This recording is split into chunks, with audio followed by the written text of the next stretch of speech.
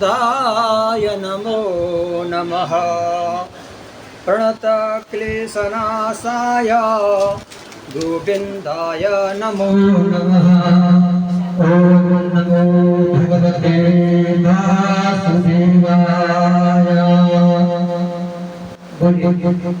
श्रीमद् भागवत महापुराण के प्रथम श्लोक। एको नहीं लो, एको नहीं लो। हाँ, एको नहीं लो।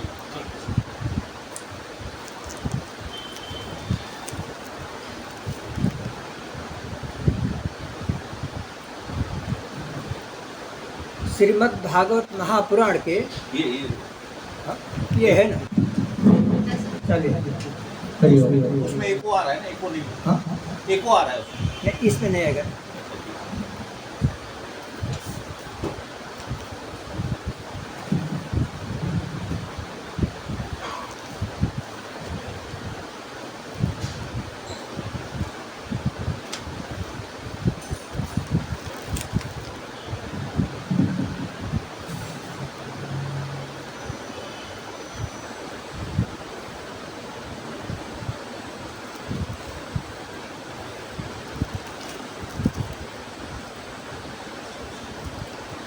सच्चिदानन्दरूपाय विश्वोत्पत्त्यादिहेतवे तापत्रयविनाशाय श्रीकृष्णाय वयं नमः।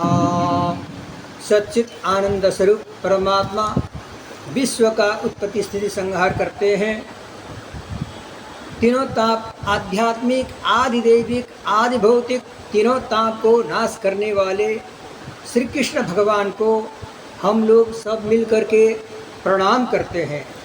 परमात्मा ने मानव को ही ऐसे शक्ति दी है कि मानव अपनी शक्ति और बुद्धि के सदुपयोग कर सकता है।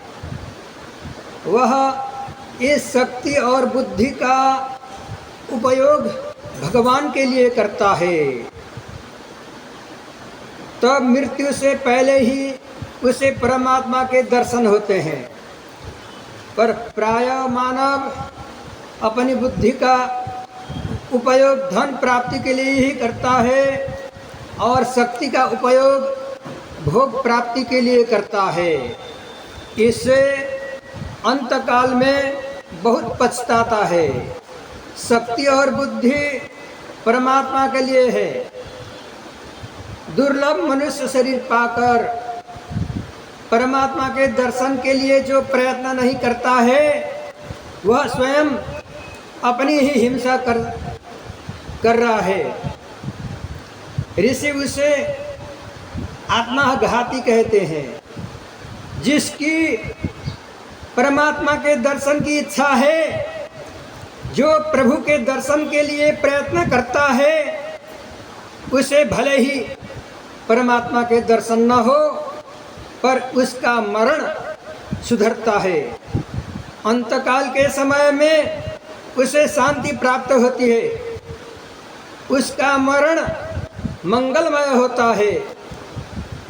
किसी भी प्रकार के लौकिक सुख की इच्छा जिसके मन में रहती है, अंतकाल के समय में उसे बहुत त्रास होता है। मानव इतर किसी प्राणी को प्रभु के दर्शन नहीं होते हैं। स्वर्ग के देवों को भी भगवान के दर्शन प्राप्ति नहीं होते हैं। स्वर्ग में देव अति सुखी हैं।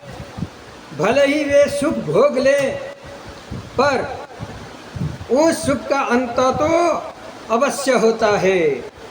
संसार का एक नियम है, जहाँ सुख है वहाँ दुख भी है। जो मर्यादा को छोड़ करके सुख भोगता है, उसकी इच्छा चाहे न हो, उसे दुख भोगना ही पड़ता है। स्वर्ग के देव हमसे अधिक सुख भोगते हैं। उन्हें अति सुख मिलता है, फिर भी उन्हें शांति नहीं प्राप्ति होती है। शांति तो परमात्मा के दर्शन से ही मिलती है। इससे देव ऐसी इच्छा करते हैं कि उन्हें भारत में जन्म मिले। भारत भक्ति भूमि है। स्वर्ग में नर्मदा नदी नहीं है, गंगा नदी नहीं है, साधु सन्यासी नहीं है। वहाँ सभी भोगी जीव हैं। स्वर्ग भोग भूमि है, जिसे बहुत पुण्य एकत्र किए हैं।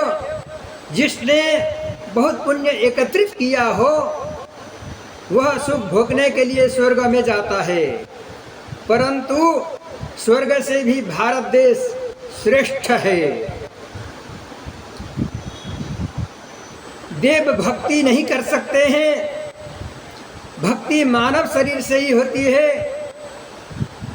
मानव सावधान रहने पर पाप छोड़ सकता है। मानव प्रतिक्षण सावधान कर पाप छोड़ कर सकता है। मानव प्रत्येक क्षण सावधान होकर के पाप छोड़ करके भक्ति करे तो मृत्यु से पहले उससे भगवान के दर्शन होते हैं।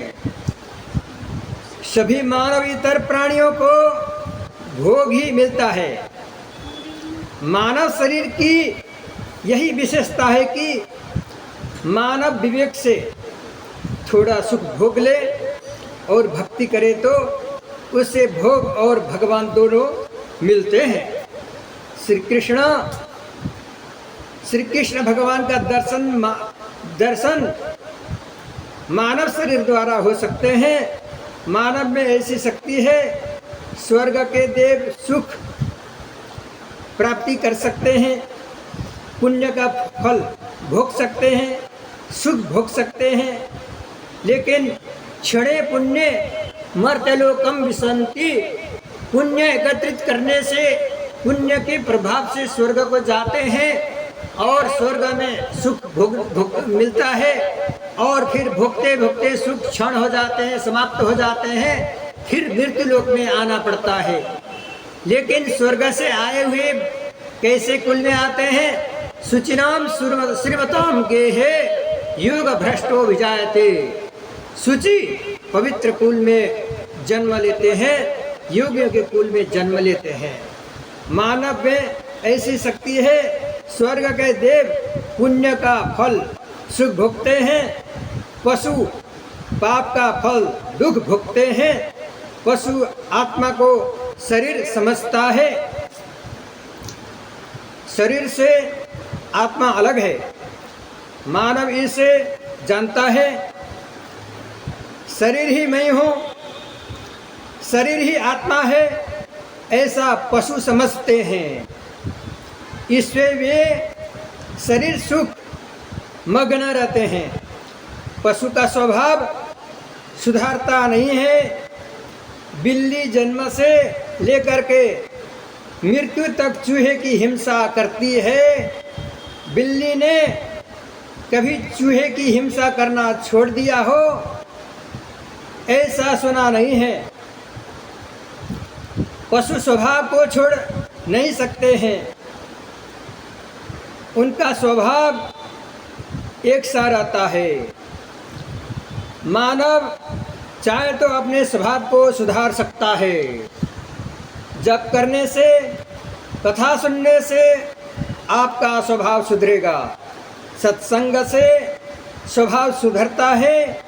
भक्ति करने से जीव में परमात्मा के सद्गुण आते हैं और तब मानव का स्वभाव सुधरता है। जिसका स्वभाव सुधरता है उससे मृत्यु से पहले ही मुक्ति मिलती है। मानव चाहे तो पाप छोड़ सकता है और पुण्य कर सकता है। पशु पक्षी नया पाप नहीं कर सकते हैं। उनसे कदाचित पाप हो तो प्रभु क्षमा करते हैं। देव पुण्य नहीं कर सकते हैं, देवता पुण्य नहीं कर सकते हैं। मानव चाहने पर पाप छोड़ सकता है, वह निरंतर भक्ति कर सकता है। निरंतर भक्ति करने पर भगवान के दर्शन होते हैं। परमात्मा के दर्शन से जीव कृतार्थ होता है। आपको लगता होगा कि मंदिर में तो मैं रोज प्रभु के दर्शन करता हूँ, पर मंदिर में प्रभु के दर्शन तो सामान्य दर्शन है। कई व्यक्तियों को मंदिर में प्रभु दिख पड़ते हैं, पर मंदिर के बाहर निकलने के बाद प्रभु नहीं दिखाई देते हैं। और प्रभु जब नहीं दिखाई देते हैं तब आंखें पाप करती है, मन बुरे विचार करने लगता है। मंदिर में भगवान की भक्ति करने वाला मानव मंदिर के बाहर पाप करता है। अनेक बार मंदिर में दर्शन करते करते ही मन बिगड़ता है। मंदिर में बहुत भीड़ हो जाने पर किसी का धक्का लग जाए तो मन अशांत हो जाता है। कईयों को तो ठाकुर जी के समक्ष ही क्रोध आ जाता है। इससे यह सिद्ध होता है कि मंदिर में प्रभु के दर्शन उत्तम नहीं है, साधारण दर्शन है। साधारण दर्शन से शांति भी साधारण ही मिलती है। थोड़ा सोचिए, मंदिर में आपको क्या दिखाई देता है? भगवान या मूर्ति? आप मानेंगे कि प्राय मूर्ति दिखाई देती है। आंखों भले ही मूर्ति दिखाई दे, वैष्णव ऐसी भावना रखते हैं कि यह मूर्ति नहीं है, ये प्रत्यक्ष परमात्मा है। जिनका मन शुद्ध है उससे भावना से मंदिर में भगवान दिखाई देते हैं। ये प्रत्यक्ष साक्षात परमात्मा है। वैकुंठ में नारायण यही है, वैकुंठ के नारायण भगवान यही है जो मंदिर में सिंहासन पर विराजमान है। वे साक्षात प्रभु ही तो है। हृदय में भाव न हो तो मंदिर में पत्थर की मूर्ति दिखाई देती है। वैष्णव मंदिर में मूर्ति के दर्शन नहीं करते हैं, परमात्मा के दर्शन करते हैं। आप बहुत प्रेम भाव से प्रभु के दर्शन कीजिए। प्रभु के उपकार को अनुभूत करके थोड़ी स्तुति प्रार्थना कीजिए। संकल्प कीजिए कि आज से मैंने पाप छोड़ दिए, आज से मैं भगवान की कथा सुनने वाला हूँ, आज से मैं सत्कर्म करूँगा या करूँगी। अब मैं भगवान का हो गया या हो गई। मैं ऐसा ही बोलूँगा जो मेरे भगवान को पसंद होगा। मैं ऐसा ही कार्य करूँगा जो मेरे प्रभु को प्रिय होगा। जब मानव पाप छोड़ करके भक्ति का संकल्प करता है तब भगवान मन में धीरे धीरे हंसते हैं। प्रभु को आनंद होता है कि आज मेरा पुत्र समझदार हो गया है। पत्थर की जड़ मूर्ति कभी नहीं हंसती है। आपसे कभी पाप हो जाए तो पाप के बाद दर्शन करने पर आपको अनुभव होगा कि आज भगवान नाराज हो गए हैं, आज प्रसन्न नहीं है, आज मुझे देखकर हंसते भी नहीं हैं। भगवान दृष्टि नहीं डाल रहे हैं बल्कि उपलम्भ दे रहे हैं।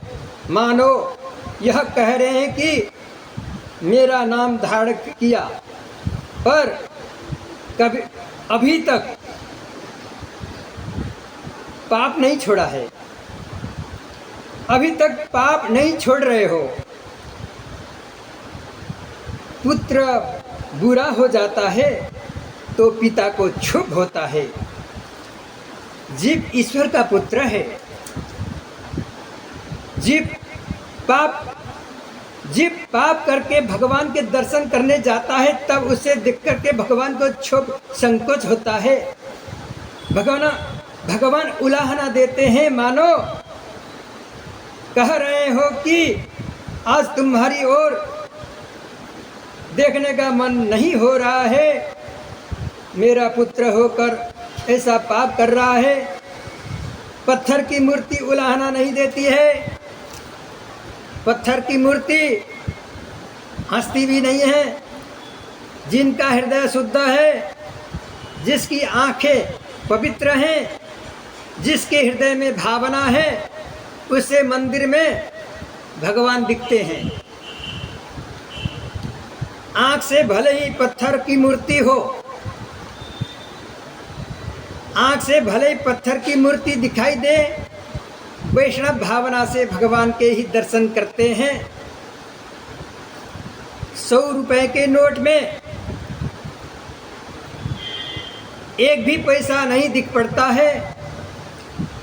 आँख को तो कागज ही दिखाई देता है, किंतु आँख को भले ही कागज दिखाई पड़े, पर बुद्धि कहती कि यह कागज नहीं है, रुपए हैं। वैष्णव मूर्ति के दर्शन नहीं कर रहे हैं, भावना से प्रत्यक्ष परमात्मा के नाड़ भगवान के दर्शन करते हैं। बाजार में हो तब तक वह भले ही पत्थर की मूर्ति रहेगी, पर मंदिर में विराजने पर वह साक्षात भगवान नाड़ का स्वरूप हो जाता है, विष्णु स्वरूप हैं। लोहे की छेनी अग्नि में गर्मा हो जाने पर अग्नि रूप हो जाती है, अग्नि जैसे ही दिखाई देती है, अग्नि स्वरूप हो जाती है। वेद विधि से प्राण प्रतिष्ठा हो जाने पर वह मूर्ति नहीं कही जाती है, वह साक्षात परमात्मा का स्वरूप है। भावना से भगवान मंदिर में विराजमान दिखाई दे रहे हैं, भावना के बिना वे पत्थर की मूर्ति दिखाई देती है। आप जिस तरह मंदिर में भावना से भगवान के दर्शन करते हैं, उसी तरह प्रत्येक मानव शरीर में भी भगवान के दर्शन कीजिए। आपको कोई स्त्री दिखाई पड़े, कोई पुरुष दिख पड़े, तो ऐसी भावना कीजिए कि मैं जिन इष्ट देव की पूजा करता हूँ, वे इस शरीर में विराजमान हैं। शरीर में उसी को देव के दर्शन होते हैं। जिसमें देह दृष्टि नहीं है, आत्मा दृष्टि है। मानव के शरीर में देव के दर्शन करने हो तो देह को न देखिए, शरीर को न देखिए, आत्मा को देखिए, आत्मा दृष्टि देखिए। जो देह को देखता है उसे देव नहीं दिख पड़ते हैं, वह देव से दूर हो जाता है। मल मूत्र से पूर्ण यह देह देखने योग्य नहीं है। अगर यह शरीर सचमुच ही अच्छा है तो शरीर से प्राण निकल जाने के बाद उसे घर में संभाल के क्यों नहीं रखते हैं। अगर वह अच्छी वस्तु है तो लोग क्यों जल्दी करते हैं, क्यों कहते हैं कि जल्दी निकालिए नहीं तो वजन बढ़ जाएगा। शरीर के भीतर भगवान विराजमान है, इसी से शरीर की शोभा है। देह की शोभा देव के कारण से है, उससे ही देव के दर्शन होते हैं। जो देह से दृष्टि हटा लेता है तथा जो देह का चिंतन नहीं करता है, आप लोग आज से नियम लीजिए कि मैं किसी के शरीर को नहीं देखूंगा। 100 रुपए के नोट में जैसे आप भावना से रुपए के दर्शन करते हैं, उसी तरह प्रत्येक मानव शरीर में भावना से परमात्मा के दर्शन कीजिए। आप जिस देव की पूजा करते हैं, ये देव सर्व में है, वे सर्वशक्तिमान है। बोलने की शक्ति परमात्मा देते हैं, सुनने की शक्ति परमात्मा देते हैं। यच्च वाचा नाभ्युदितं मभ्युद्यते च येन वाक्, यच्चक्षुषा न पश्यन्ति येन चक्षुंषि पश्यन्ति।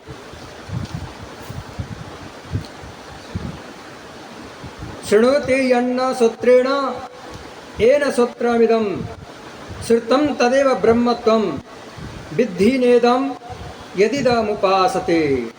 जिसके प्रकाश से वाणी बोलती है, कान सुनते हैं, वे परमात्मा हमारे भीतर हैं। वे प्रकाशमान प्रभु ठाकुर जी के शरीर में खून नहीं है, उनका शरीर सिर्फ प्रभु का शरीर भगवान का शरीर सिर्फ आनंद से भरा हुआ है। इसलिए सच्चिदानंद रूपाय बोलते हैं। सत्य स्वरूप है, आनंद स्वरूप है, ज्ञान स्वरूप है। आपको कोई स्त्री दे, कोई स्त्री दिखाई दे, कोई पुरुष दिखाई दे, तो उसके बाह्य स्वरूप को न देखिए। बाहर का स्वरूप बहुत अच्छा नहीं है, भीतर का स्वरूप सुंदर है। तुलसीदास महाराज को सभी में सिया राम ही दिखाई देते थे। सिया राम माया सब जग जानी, करहु प्रणाम जुग जुग पानी। तुलसीदास की आंख जहाँ पड़ती है, जहाँ दृष्टि जाती है, वहाँ उन्हें सीताराम के दर्शन होते थे। उसी प्रकार से आप लोग दृष्टि बदलिए। वे किसी के वस्त्र नहीं देखते थे, वे प्रत्येक मानव शरीर में भावना से लक्ष्मी नारायण भगवान के, सीताराम भगवान के, राधा कृष्ण भगवान के दर्शन करते थे। अनेक लोगों को कथा में बैठे बैठे घर दिख पड़ता है। कईयों को घर छोड़ने पर घर बहुत याद आता है। कथा में घर दिख पड़ता है तो भगवान क्यों नहीं दिखाई पड़ देते हैं। आपका प्रेम जिसके प्रति सच्चा है, वे आपको दिख पड़ेंगे। मानव शरीर में भगवान के दर्शन करने वाले को बहुत शांति मिलती है। मन को शुद्ध रखना है तो शरीर को न देखिए। शरीर में विराजमान परमात्मा को देखने की आदत डालिए। इससे आपका मन नहीं बिगड़ता है। जगत नहीं बिगड़ा है, मन बिगड़ा है। संसार को कोई मनुष्य नहीं सुधार सकता है, परंतु जिसने अपनी दृष्टि सुधारी है उसकी सृष्टि दिव्य है। जिसकी दृष्टि दिव्य है उसकी सृष्टि भी दिव्य है। प्रत्येक में परमात्मा को देखिए। भगवान के दर्शन सर्वकाल करिए। बहुत से लोग मंदिर में तो 2-3 बार दिन में दर्शन करके संतोष मान लेते हैं। सोचते हैं कि मैं 2-3 बार मंदिर में जाता हूँ। भगवान कहते हैं, बेटा तुम 3 बार मेरे दर्शन करते हो, पर मैं 24 घंटे तुम्हारे दर्शन करता हूँ। भगवान सारा दिन सभी को देखते हैं। भगवान के दर्शन सर्वकाल करिए। प्रत्येक मानव शरीर में भगवान के दर्शन करिए। अरे पशु पक्षी में भी भगवान विराजमान हैं।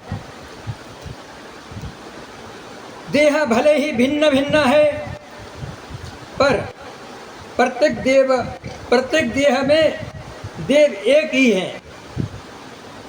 ईश्वर अनेक नहीं है, शरीर अनेक हैं। अनेक शरीरों में एक ही परमात्मा है। मंदिर में दर्शन साधारण दर्शन है, मंदिर का दर्शन साधारण दर्शन है, परंतु पशु पक्षी प्रत्येक मानव शरीर में जो परमात्मा के दर्शन होते हैं ये असाधारण दर्शन है। असाधारण दर्शन से प्रभु शांति प्रदान करते हैं। जिस प्रकार से आत्मा एक है, माला पुष्प अनेक हैं, अंदर धागा एक है। माला में पीला फूल, लाल फूल, सफ़ेद फूल, कोई भी रंग के फूल होते हैं, छोटे फूल होते हैं, बड़े फूल होते हैं, धागा भीतर एक ही रहता है। उसी प्रकार से धागे जैसे आत्मा है और फूल जैसे अनेक शरीर हैं। विश्वोत्पत्त्यादि है तरे। सृष्टि की उत्पत्ति, स्थिति और लय का कारण परमात्मा है। परमात्मा ने दृष्टि की रचना की तथा प्रत्येक पदार्थ में प्रवेश किया। हमारा सनातन धर्म तो कहता है कि इस धरती में भगवान है, जल में भगवान में है, जल में भगवान है, तेज में भगवान है। सनातन धर्म में ईश्वर का स्वरूप जैसा समझाया गया है वैसा किसी अन्य धर्म में नहीं समझाया गया है। ईश्वर सर्व में है। ईश्वर कहीं 7वीं मंजिल पर नहीं बैठे हैं। आप जहाँ बैठे हैं वहीं ईश्वर बैठे हैं। ईश्वर जीव को एक क्षण भी नहीं छोड़ते हैं। यह जीव बहिर्मुख है। वह अगर भीतर जरा सी भी दृष्टि डाले तो उससे ईश्वर दिख पड़ेंगे। विधाता ने इंद्रियों को बहिर्मुख बनाया है, इससे वह भीतर के भगवान को नहीं देख पाता है। पृथ्वी में भगवान होते तो, पृथ्वी में भगवान न होते तो पृथ्वी से सुगंध नहीं आती है। वैष्णव प्रातःकाल उठने के बाद धरती माता को वंदन करके पांव रखते हैं। ये मानते हैं कि यह पत्थर नहीं है, यह माटी नहीं है, यह जमीन नहीं है, यह मेरे प्रभु की दिव्य तेज शक्ति है। समुद्रे वसने देवी पर्वतस्तन मंडले विष्णु पत्नी नमस्तुभ्यम पादस्पर्श क्षमस्व। धरती माता सभी का धारण पोषण करती हैं। यह मेरी माता है। माता पाँव रखने से पूर्व मैं वंदन करता हूँ। प्रातःकाल दाहिने नथुने से सांस निकलती हो तो धरती माता को वंदन करके बायां पाँव धरती पर रखिए और सुबह बाएं नथुने से श्वास निकलती हो तो दाएं पाँव धरती पर रखिए। प्रातःकाल दोनों नथुनों से श्वास निकलती हो तो धरती माता को वंदन करके दोनों पाँव बिस्तरा से पाँव एक साथ में रखिए। दोनों नथुनों से समान रूप से जब सांस निकलती है तो वह सुषुम्ना नाड़ी से निकलती होती है। गोपाल समूह में श्री गोपाल जी का नाम है सुषुम्ना मार्ग संचारी। सुषुम्ना नाड़ी चलती हो तब ध्यान में बैठ जाइए, जप करिए। दाएं नथुने से सांस निकलती है वह सूर्य नाड़ी है और बाएं नथुने से सांस निकलती है उसे चंद्र नाड़ी कहते हैं। पृथ्वी माता को प्रणाम करके वैष्णव पाँव रखते हैं जमीन में। प्रातःकाल पृथ्वी माता है। पृथ्वी की सुगंधा प्रभु का स्वरूप है। अपने को प्रगतिशील मानने वाले लोगों को पृथ्वी में परमात्मा नहीं दिख पड़ते हैं। कई लोग गुस्से में धरती पर पाँव पटकते हैं। धरती माता सहन करती है। वह सोचती है कि मेरा पुत्र होश गंवा बैठा है, उसकी बुद्धि भ्रष्ट हो गई है, वह भले ही मेरा अपमान करे, मैं उसकी रक्षा करूंगी। मानव कभी गुस्से में पैर पटकता है, पर धरती माता को कभी गुस्सा नहीं आता है। कदाचित धरती माता को गुस्सा आ जाए तो हमारा सभी का अच्युतम के समम हो जाएगा, सब डूब जाएंगे, एक साथ हो जाए। फिर जगत में कोई कोई रह ही नहीं पाएगा। पर धरती माता तो सहन करती है, माता को क्रोध नहीं आता है, दया ही आती है। धरती माता सभी को रक्षा करती है। धरती माता सभी की माता है।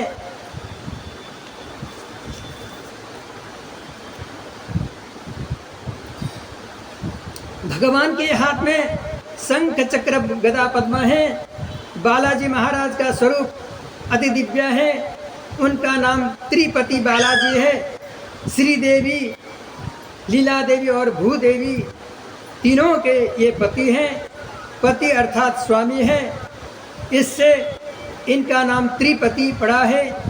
त्रिपति शब्द का अपभ्रंश तिरुपति हो गया है। इस पृथ्वी के पति परमात्मा श्री कृष्ण है। पृथ्वी सबकी माता है। पृथ्वी में सुगंध स्वरूप परमात्मा विराजमान है।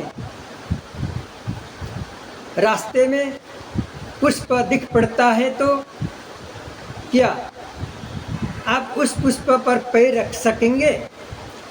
मानव पुष्प के ऊपर पाँव नहीं रखता है। आँख को पुष्प में परमात्मा नहीं दिख पड़ते हैं, पर बुद्धि को दिख पड़ती है। मानव की बुद्धि कहती है कि पुष्प में गंध स्वरूप परमात्मा विराजमान है। जल में रस रूप परमात्मा की सत्ता विलसती है। इससे पानी पीने से बहुत शांति मिलती है। किसी को बहुत प्यास लगी हो, आप उसे 1000-2000 रुपए देंगे तो क्या उसे शांति मिलेगी?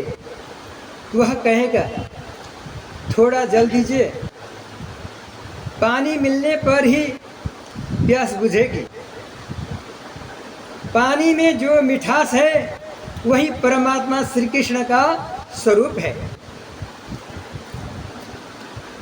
मेहंदी में आँख को लालिमा नहीं दिख पड़ती, पर उसके कण कण में लालिमा है। उसी तरह जगत के अणु परमाणु में परमात्मा विराजमान है।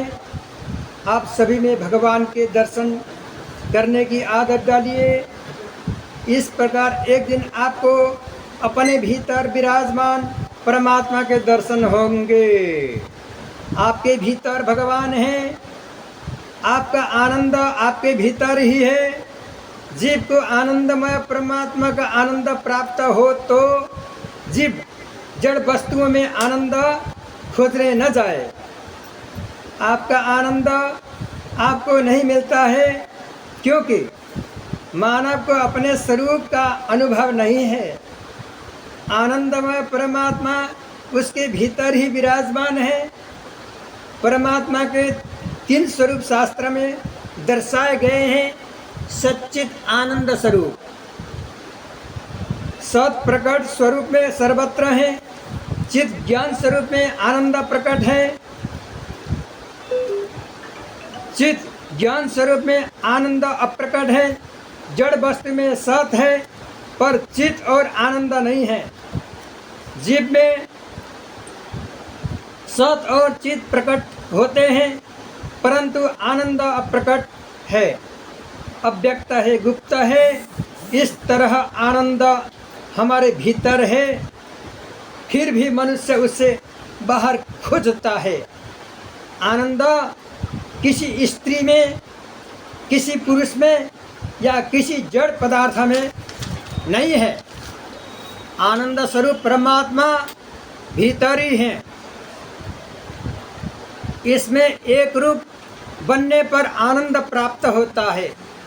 सच्चित और आनंद ईश्वर में परिपूर्ण है।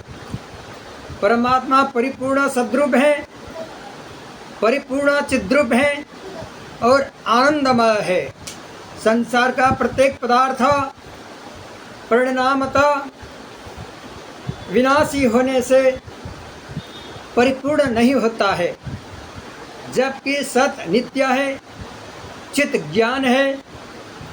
मनुष्य में ज्ञान आता है पर वह ज्ञान टिक नहीं सकता है। श्री कृष्ण परिपूर्ण ज्ञानी हैं, जिनका ज्ञान नित्य रहता है तथा नित्य टिकता है, उन्हें आनंद मिलता है। ये जन आनंद रूप, सच्चित आनंद रूप हो जाते हैं। जीव को आनंद रूप होना हो तो सच्चिदानंद सत चित आनंद की शरण लेनी चाहिए। यह जीव जब परिपूर्ण नहीं बनता है तब तक उसे शांति नहीं मिलती है। जीवात्मा नारायण रूप बन करके परिपूर्ण हो सकता है, तब उसका जीवन सफल होता है। जीव जब ईश्वर से मिलता है तब पूर्ण हो जाता है। सर्वत्र परमात्मा के दर्शन करने की आदत डालिए। यूँ आपकी दृष्टि दिव्य होगी तथा आपके भीतर विराजमान देव आपको दिखलाई देंगे। सर्व के भीतर परमात्मा है तो आपके भीतर कौन है? देहाभिमाने गलिते विज्ञाने प्रत्यज्ञात्मनः तत्र तत्र मनो याति तत्र तत्र समाधयः। गोपी बाल कृष्ण लाल के दर्शन करने के लिए यशोदा माता के घर में जाती हैं, पर जब प्रेम बढ़ने लगा तब जहाँ उनकी दृष्टि होती है, जहाँ जहाँ उनकी दृष्टि जाती है वहाँ वहाँ उससे कृष्णा दिख पड़ते हैं। भगवान में मग्न गोपी देह ज्ञान भूल जाती है, तब गोपी को अपने भीतर श्री कृष्णा दिख पड़ते हैं। लाली देखन मैं गई, मैं भी हो गई लाल। लाल देखन मैं गई, मैं भी हो गई लाल। जब तक देह ज्ञान है तब तक परमात्मा नहीं दिख पड़ते हैं। देव के दर्शन करने हैं तो देह ज्ञान भूलना पड़ेगा। जिसको याद रहता है कि मैं पति हूँ, मैं पत्नी हूँ, मैं पुरुष हूँ, मैं स्त्री हूँ, वह परमात्मा के दर्शन उपयुक्त रूप से नहीं कर सकता है। उसे परमात्मा के ठीक दर्शन से नहीं होते हैं। परमात्मा की भक्ति करते हुए जो देह ज्ञान भूलता है, उससे अपने भीतर विराजमान परमात्मा के दर्शन होते हैं। आत्मस्वरूप परमात्मा के दर्शन ही अपरोक्ष दर्शन है।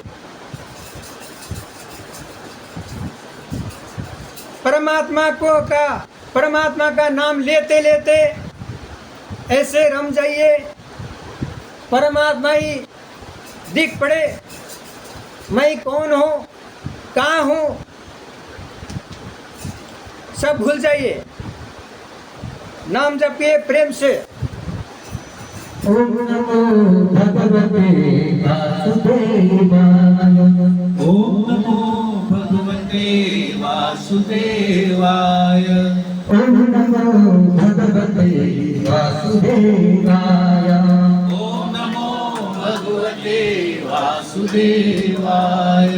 ओम नमो भगवते वासुदेवाय ओम नमो भगवते वासुदेवाय ओम नमो भगवते वासुदेवाय ओम नमो भगवते वासुदेवाय ओम नमो भगवते वासुदेवाय ओम नमो भगवते वासुदेवाय ओम नमो भगवते वासुदेवाय ओम नमो भगवते वासुदेवाय ओम नमो भगवते वासुदेवाय ओम नमो ताली मारिए भगवते वासुदेवाय ओम नमो भगवते वासुदेवाय ओम नमो भगवते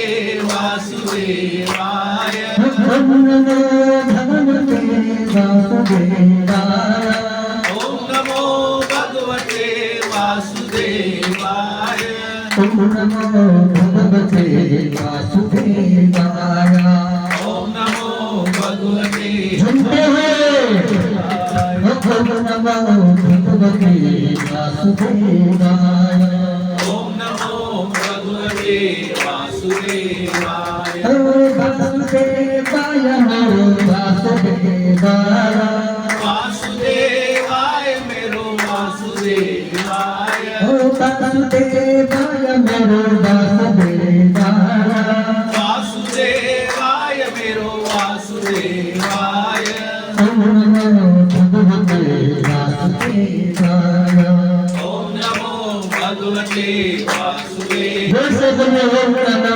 भगवते वासुदेवाय ओम नमो भगवते वासुदेवाय ओम नमो भगवते वासुदेवाय ओम नमो प्रेम से बोलिए जोर से बोलिए देवाय वासुदेवाय नमो वासुदेवाय वासुदेवाय मेरो वासुदेवाय वासुदेवाय नमो वासुदेवाय वासुदेवाय मेरो वासुदेवाय ओम नमो भगवते वासुदेवाय ओम नमो भगवते वासुदेवाय ओम नमो भगवते वासुदेवाय ओम नमो भगवते वासुदेवाय बद्रीनाथाय प्रभु बद्रीनाथाय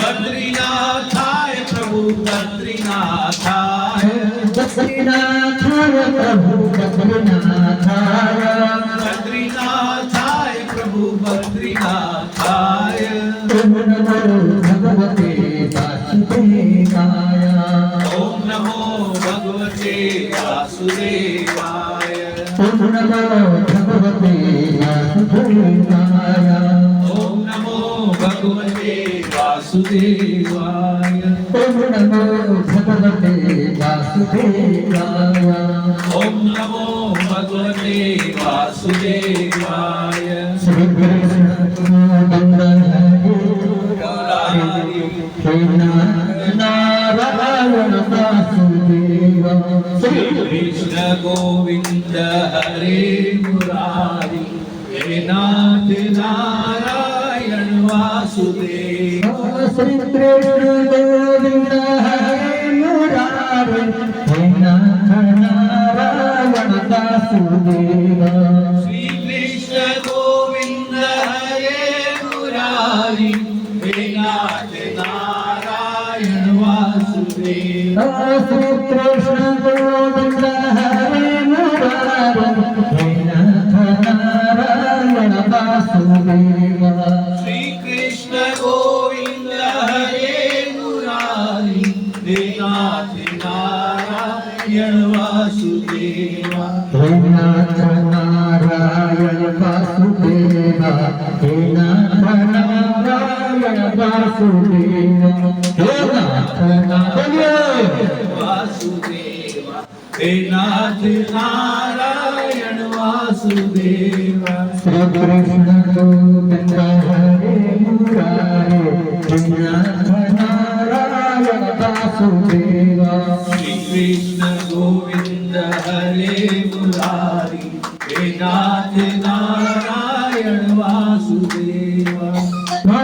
यशोदा हरि को बुलावे जागो मोहन खोला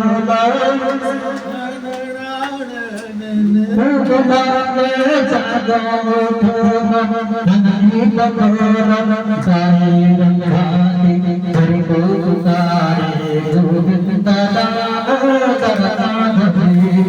श्री कृष्ण गोविंद हरे मुरारे नाथ नारायण वासुदेव श्री कृष्ण गोविंद हरे मुरारे हे नाथ नारायण वासुदेवा बेहद काले तुम सामने हो बंसी बजाते मन को लुभाते बेहद काले तुम सामने हो बंसी बजाते मन को लुभाते गाता यही में निज पे हो गोविंद दामोदर भगीति श्री कृष्ण गोविंद हरे मुरारे हे नाथ नारायण वासुदेव हे नाथ नारायण वासुदेव श्री कृष्ण गोविंद हरे मुरारे हे नाथ नारायण वासुदेव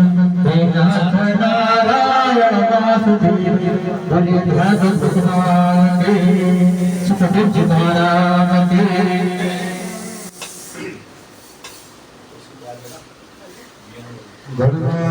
गणनाथंसरस्वत्यो रवि शुक्रो बृहस्पति पंचे पासमरेन्द्रियं वेदवान् प्रवर्तते सभी जन प्रेम की भगवान की आरती के लिए उन्हें आप फॉलो फाइल ओम जय जगदीश हरे स्वामी जय जगन्नाथ हरे भाग्य जनों के संकट दास जनों के संकट दूर करे ओम जय जगदीश हरे जो जाके फल पावे स्वामी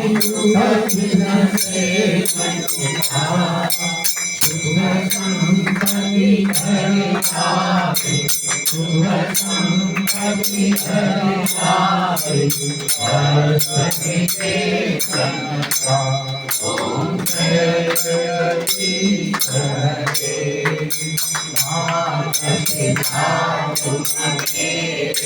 शरण स्वामी शरण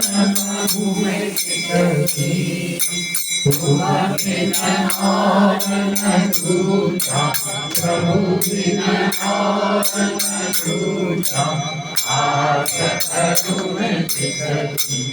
ओम जय जगदीश हरे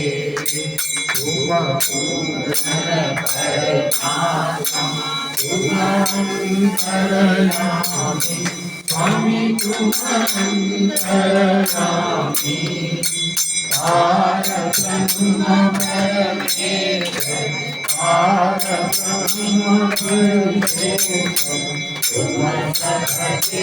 स्वामी ओम जय जगदीश हरे तुम करुणा के सागर तुम पालन करता हरि तुम पालन करता मैं फल स्वामी मैं सेवक तुम स्वामी कृपा करो करता ओम जय जगदीश हरे तुम करुणा के सागर तुम पालन करता स्वामी तुम पालन करता मैं फल स्वामी मैं सेवक तुम स्वामी कृपा करो करता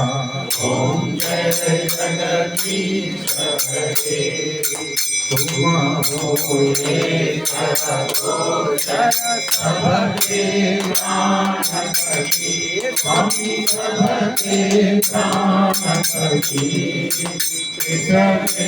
मिलो सदा मिलो तुमको मैं तुम्हारी ओम जय जगदीश हरे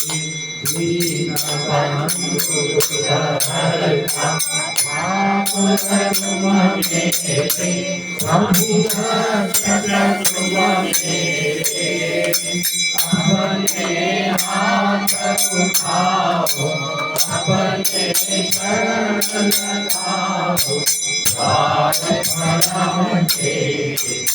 ओम जय जगदीश हरे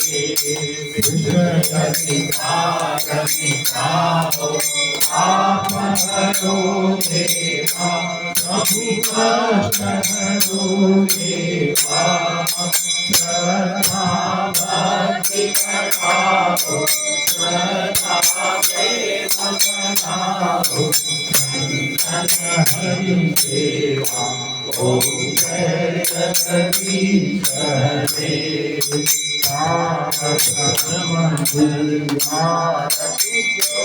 कोई हरि गाए स्वामी के मन गाए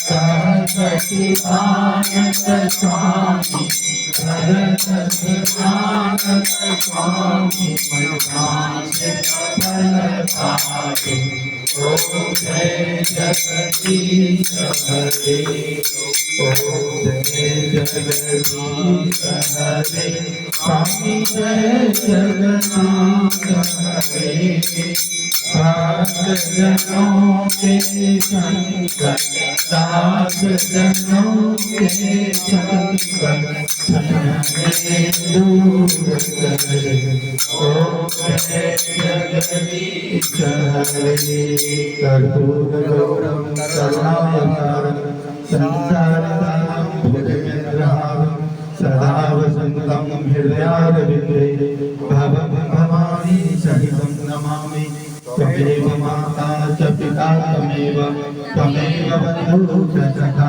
त्वमेव विद्या द्रविणं त्वमेव सर्वं मम देवदेव कायेन वाचा मनसेन्द्रियैव बुद्ध्यात्मना वा प्रकृतिस्वभावा करोमि यज्ञं सकलं परस्मै नारायणाय समर्पयामि अच्युतं रामनारायणं कृष्णदामोदरं वासुदेवं हरे श्रीधरं माधवं गोपिकावल्लभं जानकी नायकं रामचन्द्रं भजे हरे राम राम राम हरे हरे हरे कृष्णा